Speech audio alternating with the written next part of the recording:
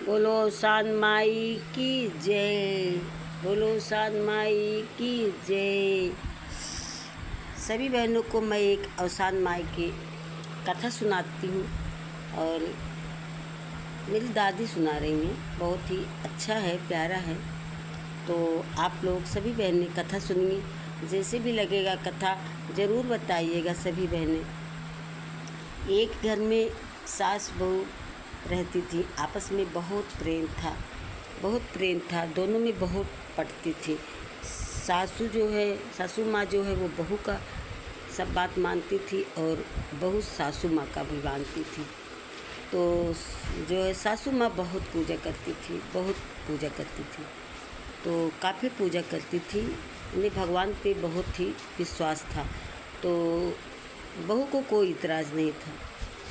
तो बहुत पूजा करती थी और घर में नहा धो के सवेरे पूजा पाठ करके फिर वो नदी के किनारे एक मंदिर था। बहुत ही जाना माना मंदिर था।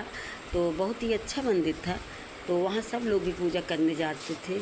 तो सासू माँ गई पूजा करने। तो घर की पूजा के बाद वो मंदिर में जल चढ़ाती थी और पूजा भी करती थी। तो उसे मंदिर में एक पुजारी रहते थे, पुजारी बाबा। तो वो मंदिर का देखभाल करते थे अच्छे से। तो पुजारी बाबा मंदिर में ही रहते थे। तो सासू माँ गई पूजा करने। तो मंदिर में बाबा नहा धो के और पानी रखे थे बाल्टी का जल चढ़ाने के लिए। तो बाबा जो है वो फूल तोड़ने चले गए। तो यहाँ से सासू माँ पहुँची तो जल भी चढ़ाई और मंदिर के निकट थोड़ी दूर पे एक नीम का पेड़ था। तो वहाँ भी लोग पूजा पाठ करते थे, जल देते थे। तो वहाँ एक गौरैया रहती थी, बहुत प्यारी गौरैया रहती थी। तो सासू माँ मंदिर में जल चढ़ाई, पूजा पाठ की। उसके बाद जो है नीम के पेड़ के पास जल चढ़ाई। तो जल्दी चढ़ा रही थी तो साधु बाबा फूल लेके आ गए। तो वही बाल्टी उठा के वो जल चढ़ाने जा रहे थे। तो सासू माँ बोली कि बाबा जो है ये जल चढ़ाने लायक नहीं है। तो बाबा बोले क्यों? तो सासू माँ बोली कि ये गौरैया जो उठा दी है। तो बाबा को गुस्सा आया, बहुत तेज़, बहुत ही गुस्सा आया। क्योंकि गुस्सा नहीं आनी चाहिए, पक्षी है, उसे क्या पता क्या मुझे क्या करना चाहिए क्या नहीं करना चाहिए। लेकिन फिर भी बाबा को बहुत गुस्सा आया। तो बाबा ने गुस्से में गौरैया को श्राप दे दिया और श्राप में बोला कि अब तू पानी के लिए भटकेगी, कहीं पानी नहीं पाएगी। तो गौरैया को क्या पता ये सब। तो जो है वहाँ जो है गौरैया पानी के लिए बहुत परेशान थी, बहुत परेशान थी। तो अब वो जहाँ जाती उसे पानी ही नहीं मिलता। तो सासू माँ बोली कि मैंने बाबा से बता के बहुत गलती किया या नहीं किया।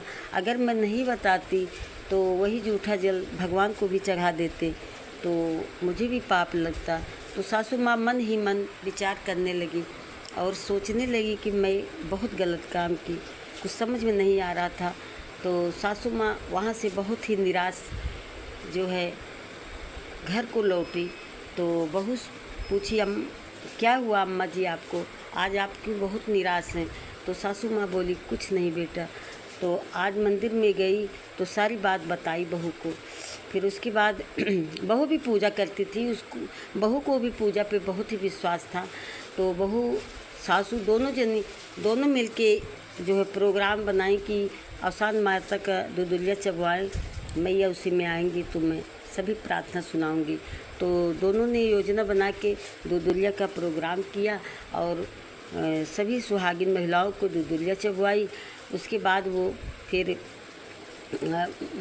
अवसान माता से मन ही मन बात करने लगी कि माँ मुझसे बहुत भारी गलती हो गई, मेरे कारण बाबा भी गुस्सा हो गए और मैंने सच ही कहा और गौरैया को भी श्राप दे दिए। तो गौरैया एक पानी के लिए बहुत तड़प रही है माँ, मेरे कुछ समझ में नहीं आ रहा है। माँ आप उसकी सहायता ज़रूर करना। तो मैं सभी बहनों से कहूँगी कि श्रद्धा से जो लोग पूजा पाठ करते हैं तो उनमें श्रद्धा होनी चाहिए। तो अवसर में यह बात सुनी, उसके बाद गौरैया जहाँ भी जाती, अब पूजा पाठ में देवता तो आपके सामने आएंगे नहीं, पर उसे प्यास का एहसास ही नहीं हो रहा था। तो सभी बहनें बताएंगी कि ये कथा कैसे लगा।